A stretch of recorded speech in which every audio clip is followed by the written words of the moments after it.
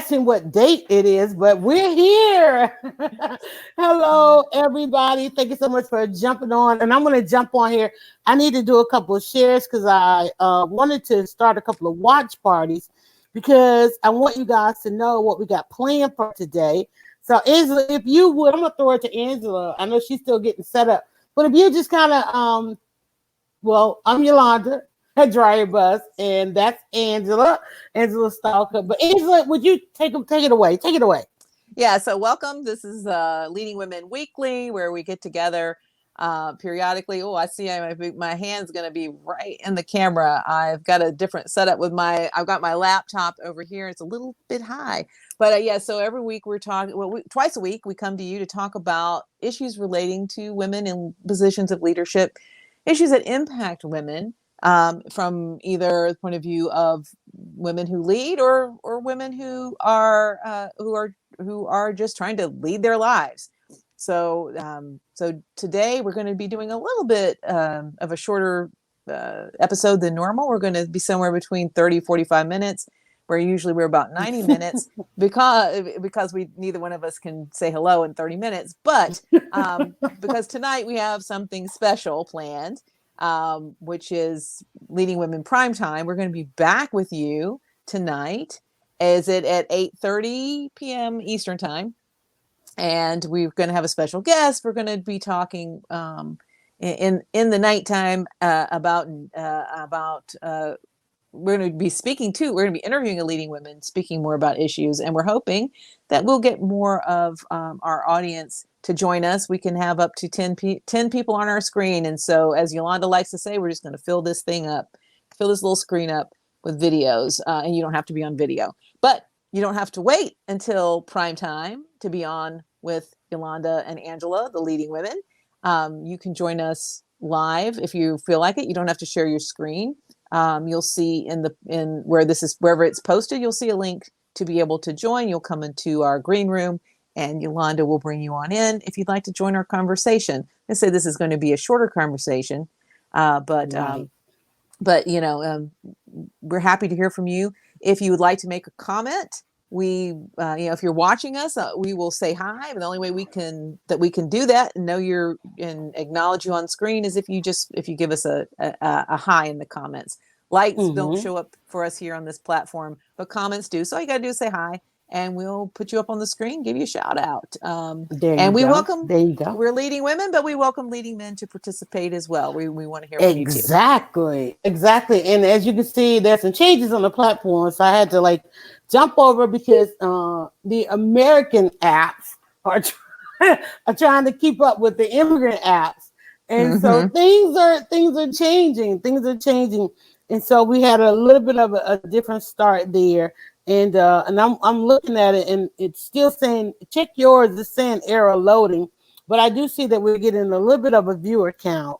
So hopefully that goes. Not going well as planned, but we are here. Like I said, like Angela said, we were going to do a shorter version today. But you guys, you know us. We're going to try to get in. We're going to try to get out because we're going to try and go beyond our intended audiences and just see what y'all are doing at prime time. We're going to try and stay up tonight. And definitely come and hang out with you guys. Got a great guest coming on with us. Lots of changes with 2 current losses that we had here recently. 3, if you want to talk about a third, which would be Herman Cain. And I just found out today that Herman Cain will not have any public services.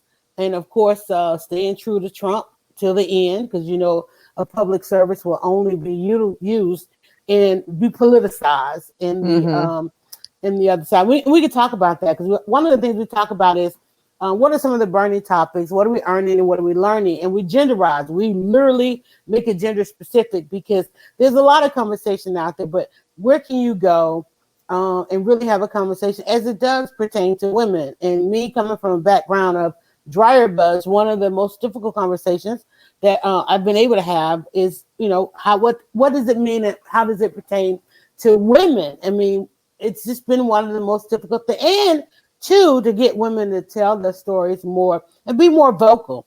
And that's what Angela and I decided. We had our own hangups, why, oh my goodness. we've been through our own things, but we make it to you twice a week, like you said, on Wednesdays and as again on Sundays. And there's so much to talk about.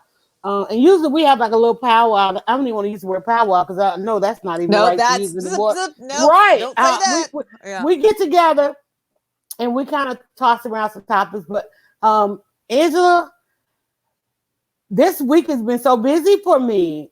I really feel like I am back. I'm not just like jumping off the couch, going to get dressed, coming to do this. Mm-hmm. I had to get up, woke up at right about 7:00 this morning. I had to watch some how-to videos. You know, product development is a thing.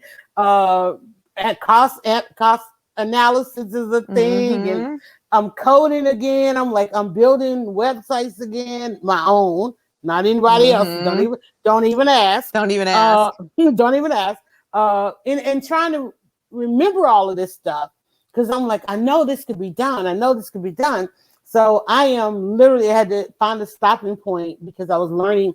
There's some layers I need to add in the store, and I had to go and learn how to do that this morning. Not only that, you gave us a great book recommendation on Sunday.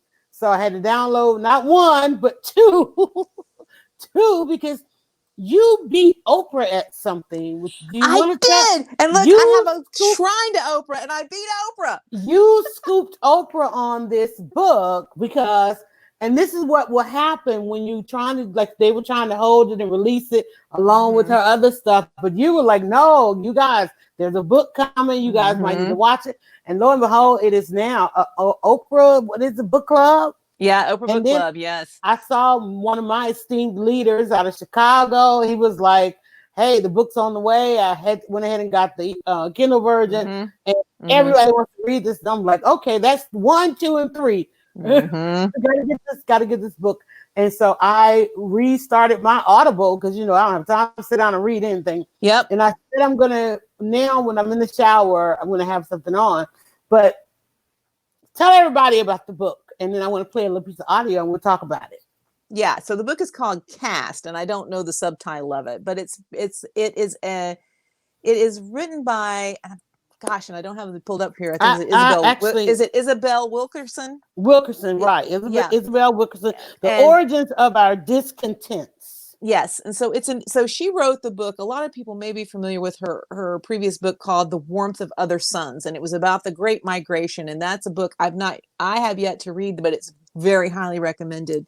And so this is her latest sort of exploration of race. And she's particularly looking at this using the language of caste and of the caste system. And so oftentimes we think about caste as like in India, right? And we think about that they still have an active caste system. Anyone who watched Indian Matchmaker, the controversy around that show was around casteism, right? So there's still cultures with caste, but the term caste has a broader definition. And so she's applying this idea of caste to race in the United States, and that this hierarchy, which is a type of cultural control, that the system is invested in this. And when you start looking at it in that sense, that's something that you're born into and are not supposed to be able to get out of, it gives us a language. I think what I'm very excited about is this language, because giving people language to understand. I had. Yes. When I first started playing it, I was like, yeah, this is the language. Because, I've been trying not to read and listen to stuff because I had so much going on. But I'm like, no, you know what was most shocking to me? It's a book about now. It's like right now. So go ahead. Go ahead. Yes. And so if and I am not an expert on South Asian culture and the caste system in India. However, just, the basic gist of what the book is that you don't have, a higher caste system if you don't have untouchables, right? This was the term of the lowest caste system in the Indian in the sort of the Indian Hindu culture. And so it's like basically, and we've talked about this, Yalanda, this idea of othering, and that you got to be better than somebody. It's like, at least I'm better than. And where do we get that from?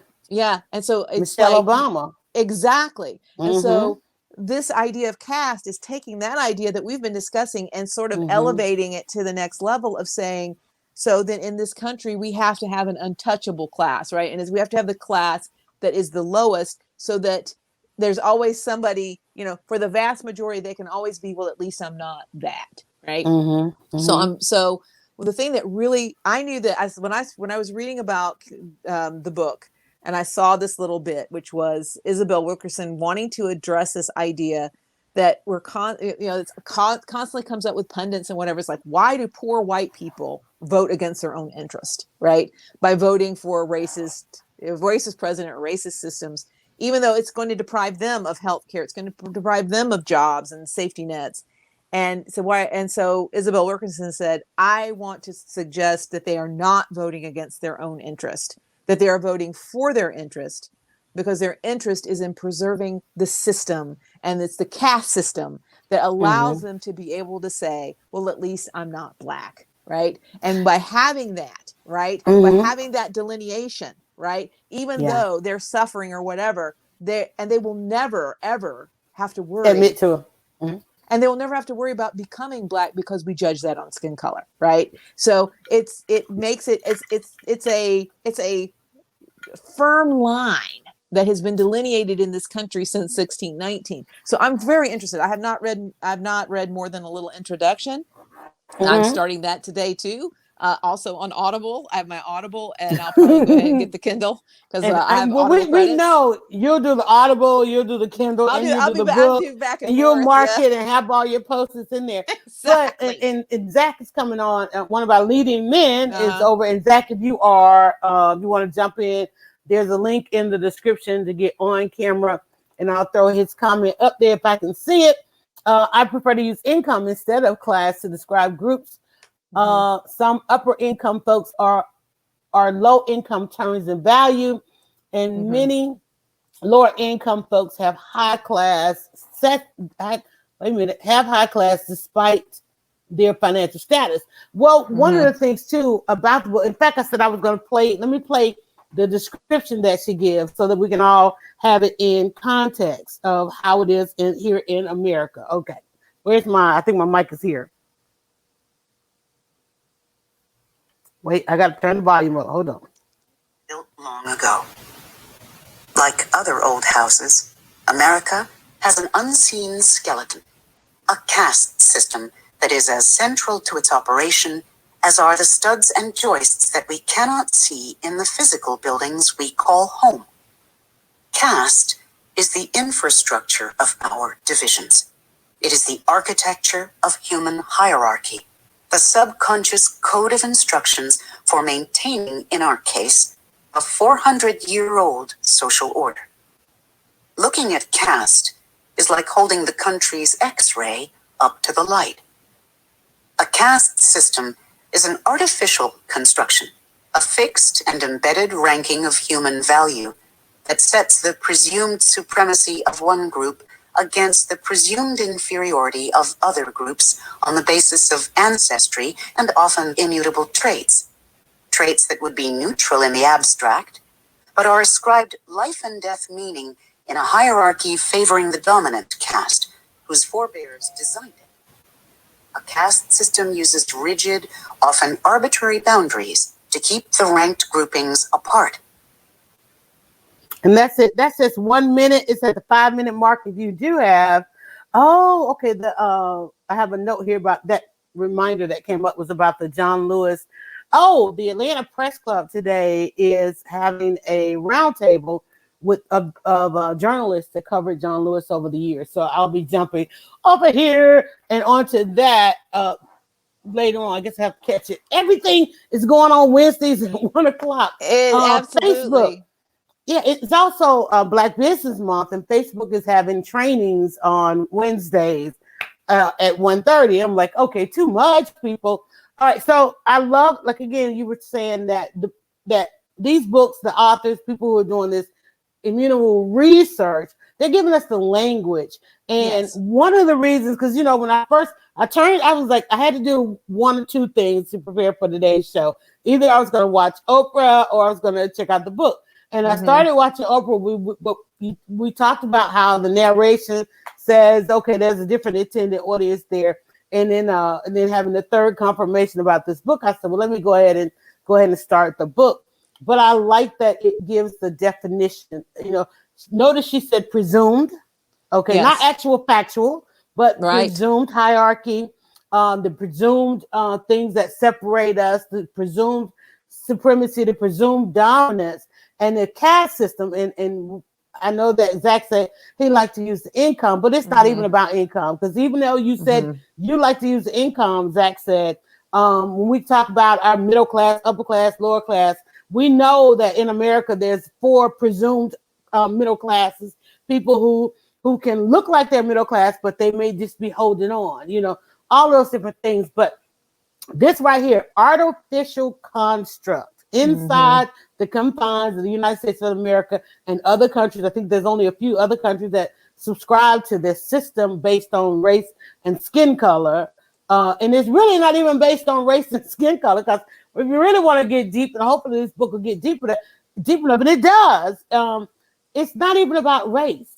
Because the issue between black and white is what white history has done to black history in his historical times, as well as today. It's about what one group does to the other, and to maintain this artificial construct. So it's not even that, nobody really has the history or the experience of that really that equates to having this kind of division.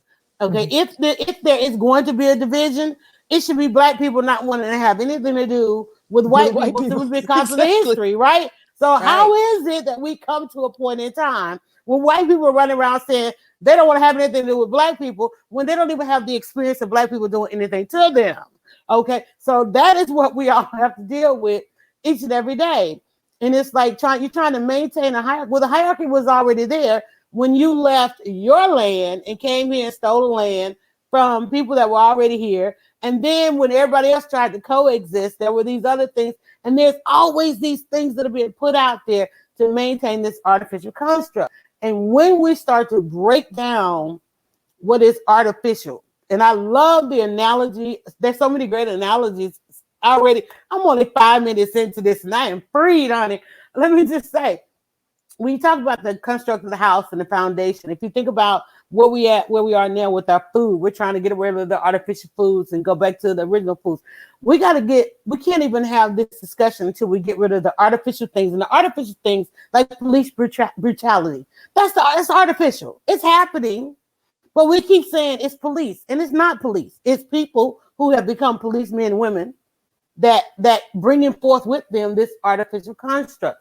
And we can't get to a solution on any of this until we start to develop or start to go and look at the real true foundation of what this is driven out, and be allowed to say it on each and every platform. We are just now at a point where journalists, one of the reasons I am not a full-on member of this journalist group, and they've been begging for bloggers to become members for decades now, and it's like, no, because we don't want to subscribe to the suppression, of truth. I don't want to wake up every day and not have to say a thing is a thing. When I know that there are journalists out there that can't speak on this and can't speak on that, and end up becoming alcoholics. I'm telling too many people's business.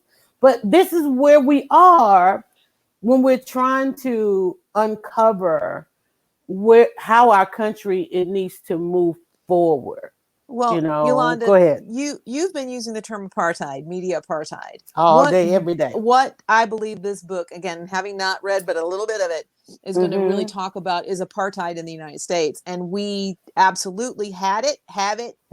It's ongoing, and so.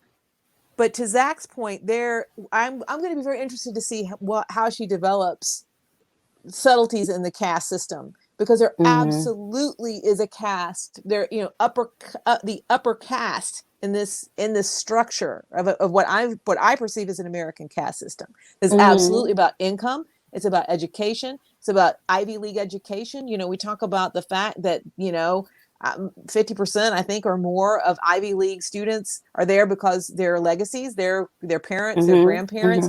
We've developed, the 1%, right? There is an extreme upper class in this country that is very powerful, and they work very hard to maintain what that looks like. That is actually a lot of it is hereditary, right? Is based on, again, birth, right, and family of birth. So I'm going to be curious to see what she has to say. All these things are relevant to this conversation, but I think particularly it'll be interesting to see how she's, again, giving us language to understand, because it's the thing that is always said is, like with about Oprah. Well, Oprah's a billionaire. She's here's a Black woman and she's a billionaire. So, just being Black doesn't mean that you can't be rich or whatever. No, absolutely. That doesn't mean, that's not what that concept means of caste. And it doesn't mean that, she doesn't have the problems of the person that has $0. Absolutely. Why is she not she can 100 escape billionaire? it. Right. She can be safe from it, because she can afford safety, because really that's the main everything, right? I'm at that point, right? I am at that point of all of my dollars in this day is I pay for safety, right? I want to be safe in this part of my life, right? And so everything that I do has to do with building my safety. So she can escape, but when you think about, and we're not going to just talk about this today, guys. We're going to continue to go on in this book, and we want to, even though it's talking about caste and which has to do with class and all that, we still want to relate it to women, because this is the 1 hour and a half, and today just a few minutes, because we want to also tell you guys we will be on tonight during prime time, but I want to see how it's going to develop, because we're going to continue to talk about it, but we have to also break it out to, what does it mean for women? What does it mean for women? When we get an understanding, because, in this country, we can get an understanding of something and women still don't benefit from it, right? Yeah. So we can break it all down. But think about, let's go back to the education part of it, because education was supposed to be the great equalizer. Right. If everybody go to school and everybody get a multitude of degrees, and I'm sure Zach can chime in on this, because he has a multitude of degrees, and I think he's getting another one. Man after my own heart. I will, my plan is to get as many degrees as I can. And let me tell you, I'm leaving that to the kids. My kids, I'm like, Ted, y'all been in school like forever, right? My kids and Petty Betty is back in school now. She's got a great job, and they're like, hey, with this degree and this level, look, girl, more power to you.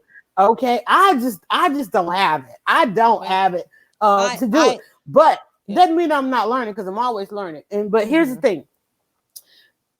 When you talk about, and I love that she talked about Michelle and Barack Obama, because one of the things that African Americans are told and Black Americans are told, there's two different things. I always acknowledge that, are told that, if you get your education, if you look a certain way, if you dress a certain way, if you drive a certain way, if you do this and do all of these different things, that this artificial system, that you'll survive in this artificial system.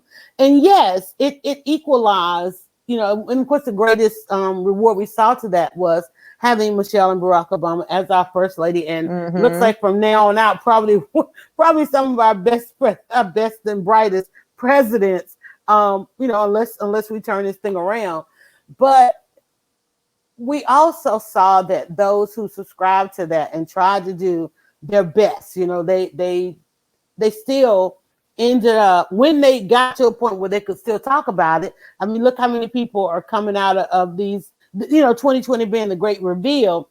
Look how many towers are coming down right now, and how many people are expressing that no matter what they did, they still had difficulty. They still had problems, they still have a harsh history. You and I talked about on the last episode, we talked about toxicity. It's like some of the most toxic things that we've ever heard about come through from some of our most successful people, because of how they are beaten up and beaten down and just trying to strive to some of these successful positions and make it through some of these hierarchies.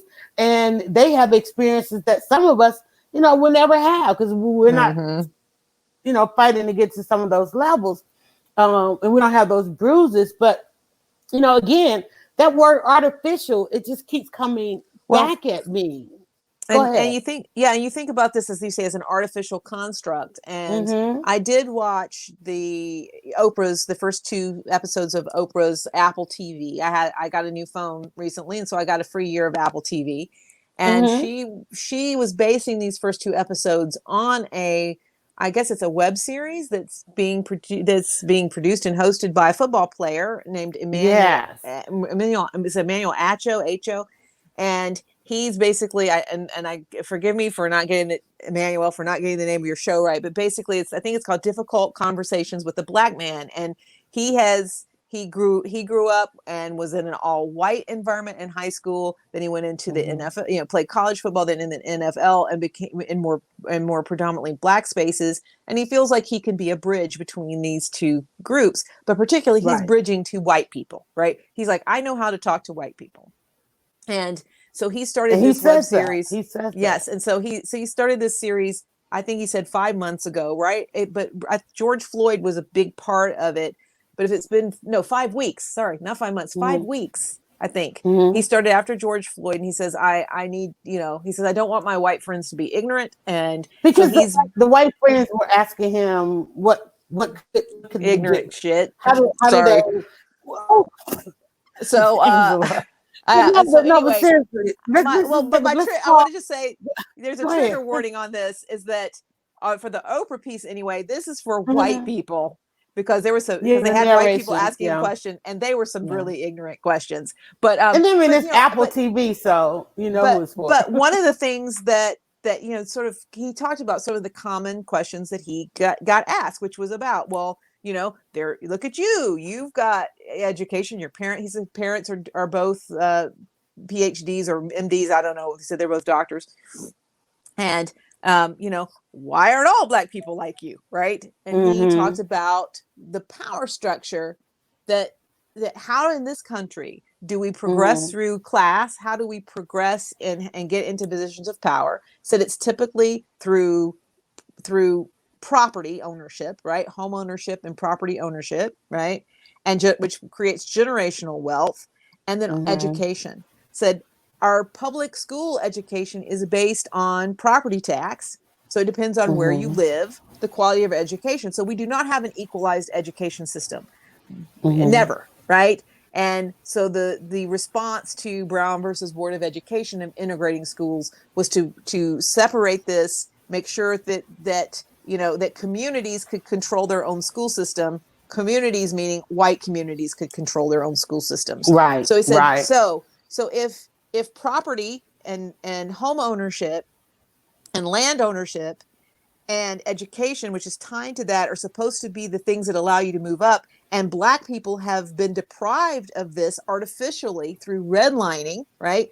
Through even that extended. He said, he mentioned the 50s. I'm like, honey, redlining was happening in the 70s, right?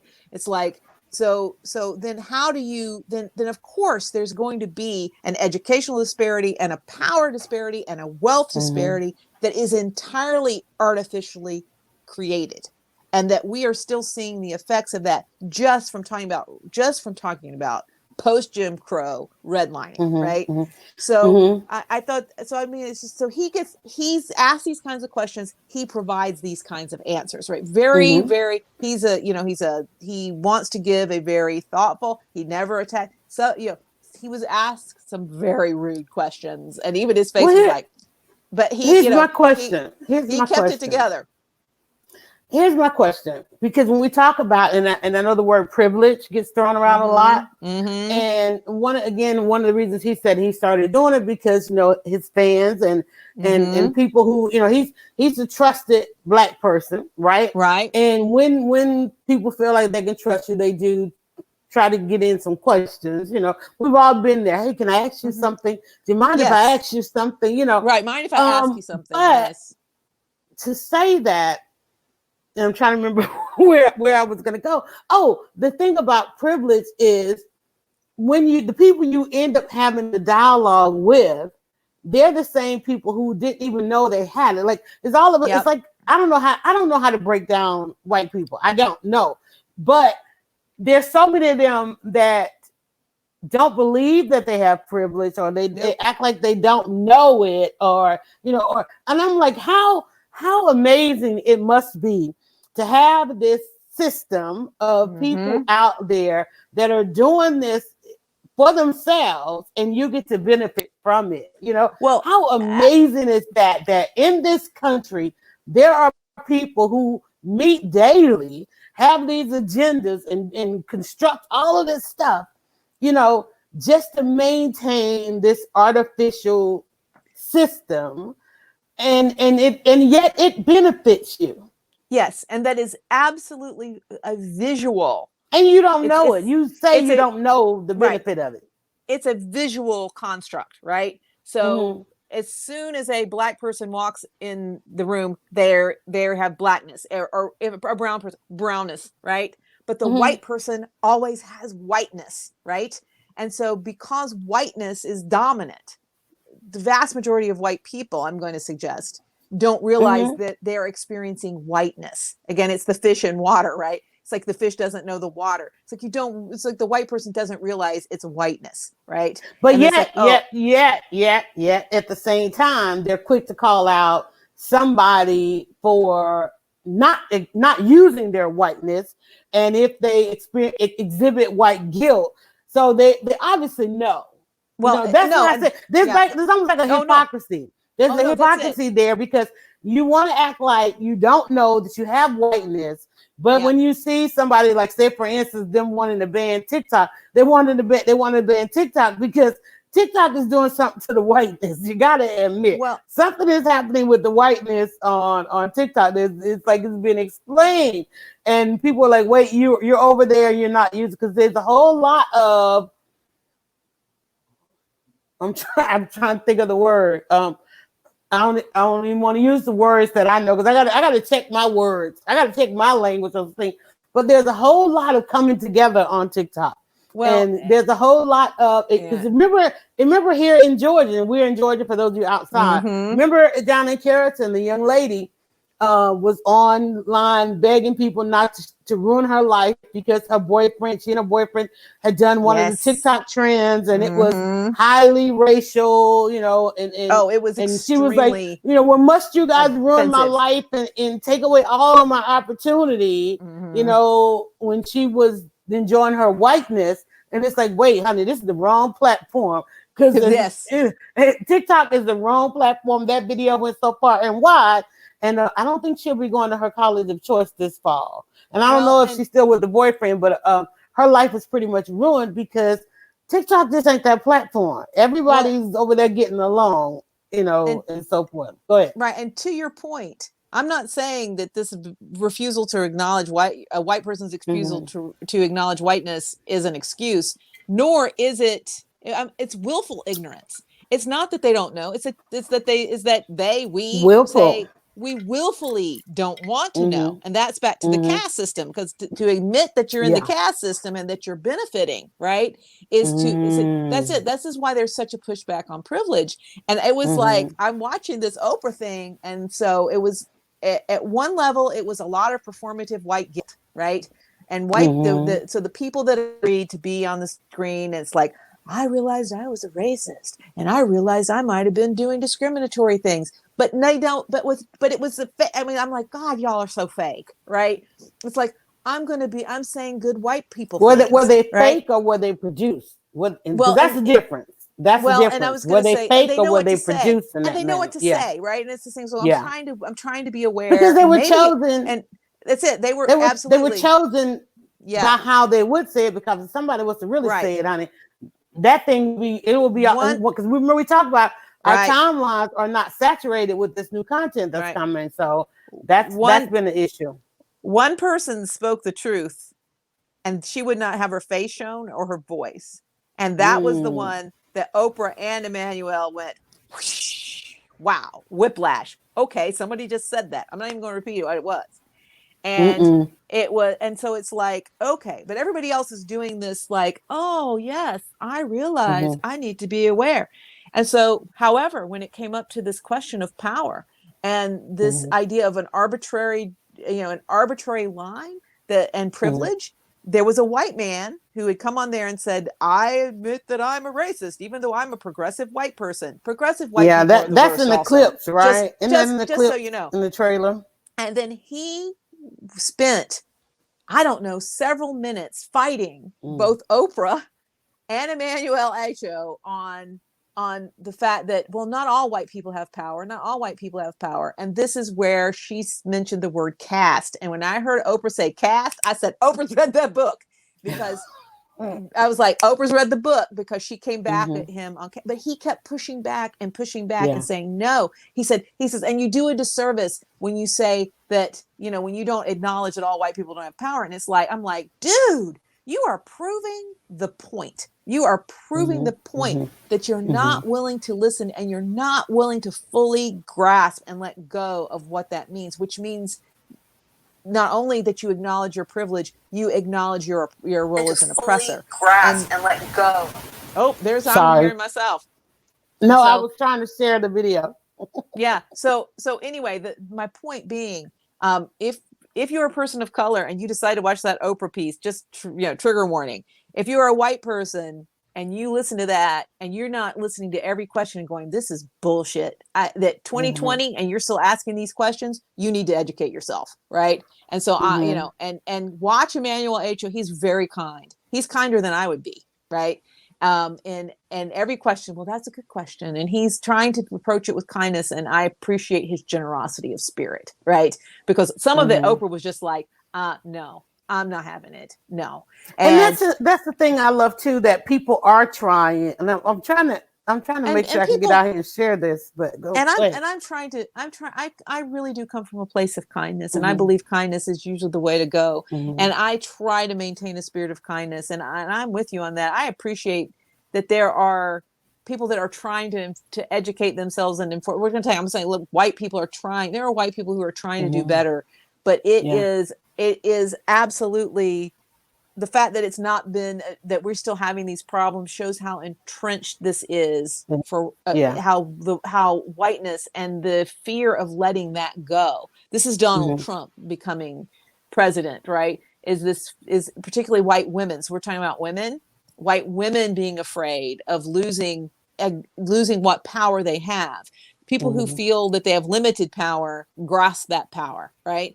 And so listen, well, here's my whiteness is a power as a woman that, I don't have the power of a white man, but at least I have some. So it's, again, and it's not necessarily in the front of people's minds. So I'm super excited, because a lot of times, again, back to this idea of language, when we have the right language, right, and people can understand a caste system, it will shake them out of that.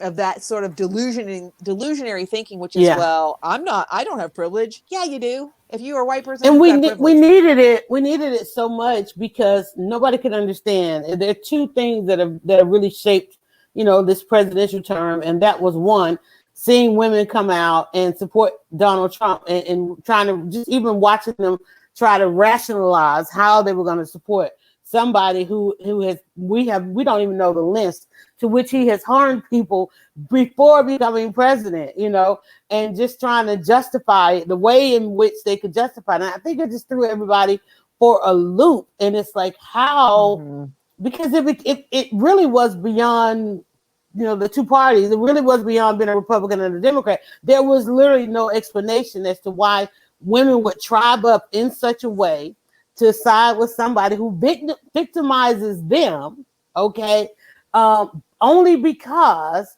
there could be a new victim. And we literally saw that Donald Trump benefits no one but himself, but yet there were those, his victims, could stand and say, it was we talked about the other week, almost like grooming, It's like, I'm over here, I'm over here, I'm in this culture, this is our culture, this is white culture, this is how it works, but I'm going to support it. I'm going to put this man in the White House, because if I do that, there would be a new victim. I won't be the victim anymore. Well, guess what? You're going to be the victim as well, because the people you're trying to make become a victim, they've got such a survival technique that they're gonna be okay. So you can continue to drink the poison and hoping it's hurting somebody else. And guess what? Here we are, countdown to 4 years. I almost had a panic attack the other day. I was like, oh my God, it's August. November is around the corner. Then I was like, well, even after we vote, we still have to make it to January. And I was like, oh my God, that's the more. I was like, I wasn't prepared for I'm ready for this to end. I know. So that we can get back. I had the same thing. I was like, oh God, it's not over till January. It's like November. Right. It's like, no, it's not over till January. Because now you have to deal with, well, when he loses, right, where let are me we? Let me do Chrissy Teigen face. Right. And you think about Portland and all that's going on in Portland. And then also, guys, one of the burning topics this week is what's going on in Beirut, this explosion. But we were talking about this book, Caste, and I'll go back to the beginning, the page of it, and just read you again. It's Angela recommended it, and then Oprah put it on her book list. But it's called Caste, Caste, The Origins of Our Discontent by Isabel Wilkerson. And Angela said that was going to be our book of the month. On first Wednesdays, we'll have a new book, as well as we will have a shortened afternoon show, because we're going to try and come to you, go beyond our intended audiences and see what y'all are doing in the nighttime. So we'll be back tonight with a prime time interview. We'll be talking with Elizabeth Omalami. She is the daughter of Hosea Williams. And if you don't know, the gentleman that was standing side by side with John Lewis when they did during the Bloody Sunday March, that was her father. Most of you, if you live in Atlanta, you live in all up in the gentrification.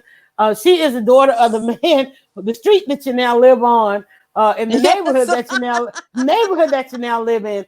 And one of the things, Angela, and the guys here doing the hedges, if y'all hear that little hum, somebody mentioned last week when we were memorializing John Lewis and C.T. Vivian, and now even Herman Cain, is that they represent a time. Having them here kept the conversation relevant, meaning you couldn't say it was a long time ago because the people that experienced it were still with us. Yes. And that made it a now conversation.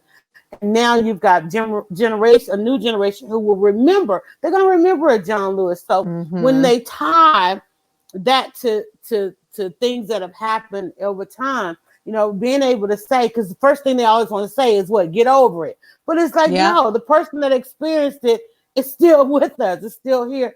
And they've experienced that. And so, now losing that generation is losing such a part of that story. And I'm so glad that I got a chance to even archive part of that story and talked with both of those gentlemen on numerous occasions. And luckily, even though I don't have DryerBuzz, the website, I still have my content that's over on the various platforms, namely YouTube. One of the videos is being used in the remembrance. So I'm so glad that I have that. Oh, that's great. But, that's great. It's just amazing where we are. But I'm concerned because we now get to say to people, thanks to this book and thanks to the language in the book and combating this issue between the races, is that it's artificial, and me being on the media side of it and blogging, I had a chance to go. I was invited in because of some tweets that I used to, because of #media apartheid. I got invited into a news station once, one of the top rated news stations here in the city, to see how news was done because they thought it was going to change my perception. Well, I'm sorry. I'm not operating on a perception. I'm operating on facts. And it only proved my hypothesis, if you will, that this is really how it goes. And they thought it was going to sway me in a different direction, but it really absolutely confirmed what I believe about media. It is a design. It is part of the design to maintain this artificial construct in our country. It was developed because remember, there was time nobody had a television in their home, right? Right. And news comes on now. It's on now about 3 hours a day. It starts That's at local news. Local news is on right? 3 hours a day. It's on 3 Yeah. hours a day. And it's on all morning. It comes on in the afternoon, then it's on More for the than 3. rest of the Yeah. evening. It's got to be more than 3. It's on 3 More than hours in the 3. evening. It's like, It's on yeah, 3 it's on, hours. yeah. It starts at 4, 5, and 6. Yeah. And then it goes national at 7. It comes back at 11, 10. Yeah. And it then comes back you at got 10 morning, to and then you have some 11. local morning news. Yeah. Yeah. I mean, it's crazy. Right. And you tie that. If you speak to a person about what they believe, their belief, this is why Kat in the book, they talk about perception. When you talk to people about what they believe, most of what they believe has not been their own experience. It's based on what they've been programmed to believe, what they've been shown over and over and over. And when you ask them about it and they allude to, well, I heard, I read, I've seen, but has it actually happened to you? And when we can get to a point where we can get people to be honest about where they are, just based on what has happened to you. Mm-hmm. And I'm at that point now, but what happened? But to you, what happened to you? Well, it didn't happen to me. Okay, fine. Then it's artificial. If it didn't happen to you, it's artificial. Because now you can say, I want to be cautious because yes, it did happen to X amount of people by X amount of people. But if we start looking at those numbers, who do you think is going to have that true story? Okay, because there has not been. The things that we are most afraid of out here in this world has not happened. The things that we are most afraid of has not happened to us. And it's holding us back. It's holding us back as a society. It's holding us back. And we can bring it back to women. Look how much this has kept women from succeeding. The perception, Somebody, I saw, I don't know if it was a meme or a conversation, and somebody said, you notice they always talk about how brilliant and how strong women are in certain situations, but they never use that when they say that women should be running things, right? She's strong in everything else, but she should be the head of the company. Women are not strong enough, and Right. so just trying to bring it back to women. I'm glad that you suggested this book, but we're not gonna hold you guys. We got about 7 minutes here. We're gonna jump off at 2:30, so we can come back on tonight. And I know we said 8:30. Our guest actually confirmed for 9. Okay, so we want to start. So we want to do 9. That's fine. Okay, I just want to make sure that you're okay. Yeah, 9 is fine. So are we okay. gonna? So we want to roll it at 9. If you want to roll, if we roll at 9, it'll be the 3 of us straight out. Unless you and I want to come on a few minutes. No, then if we do 9, then we'll do 8:30 to 9:30. That's fine. Yeah. Okay. So then you and I can talk. Yeah, we'll be I'm gonna go and watch try to get through one of these Oprah episodes so we can talk about that. But really we'll be talking about just trying to come to you guys at prime time. Now is the time, and we've been doing this a little over a year now. We want your feedback. We also, like everybody else, had to rearrange the design of it simply because of the quarantine. So I'm in my kitchen. Angela is at home, and we come to you twice a week. Usually on the weekday, we talk about kind of what has jumped off in the week, and then we come back on Sunday and we kind of try and sum it up. Really good episode. You guys should really go and check out the one we did last week where we talked about some of the toxicness and how that's going. And let me tell, when I say that this is the year to reveal, remember, I don't know if I said it right when we got off last week, but neo soul community, okay, women. And I kept wondering, I don't know if you wondered about this. Remember we talked about when Jill Scott and Erykah Badu did their verses and how there was a shift there because people thought that they were going to go against each other, and Jill came with the olive branch, and it ended. And Erykah Badu had the background of the Bruce Lee fight, right? And yet it ended up setting a tone for how women. Well, girl, this is the blogger in me. I got tagged in something, and I'm like, I don't know nothing about these artists. Okay. Well, one of the artists, and I'm wondering, this is television. It's going to be a shakeup in television as well. Well, apparently one of the artists that died was one of the founding members of the Roots, and Yes. Yeah, I saw that. one of the artists, Jaguar Wright. I had to go and YouTube her to figure out where she was. Well, and here's the thing: this is really related to women. You know how you always got one, and maybe two, right?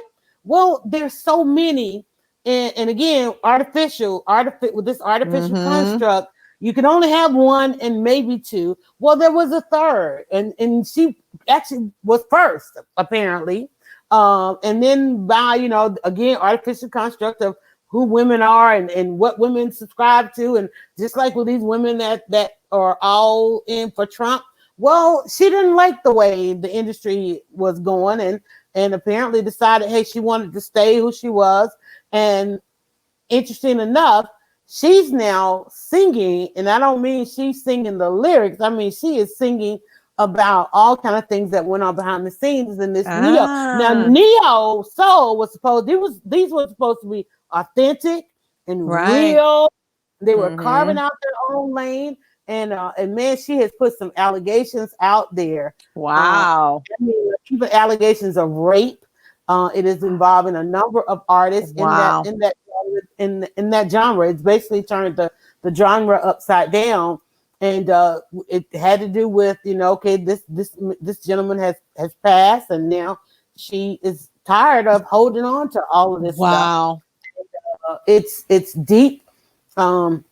It's just that it's just getting out there. So, but it does tie to television. The Roots are they are the band, or members of the Roots for Jimmy Fallon. So, I love, and I've been a big fan of Questlove. He's written books about creativity. She let Quest. Wow. Okay. Well, let me go look. Yeah. I'm like, and that's all of them. I thought not Questlove. Well, and none of the real. I don't know. It's a lot. I couldn't even take it all in.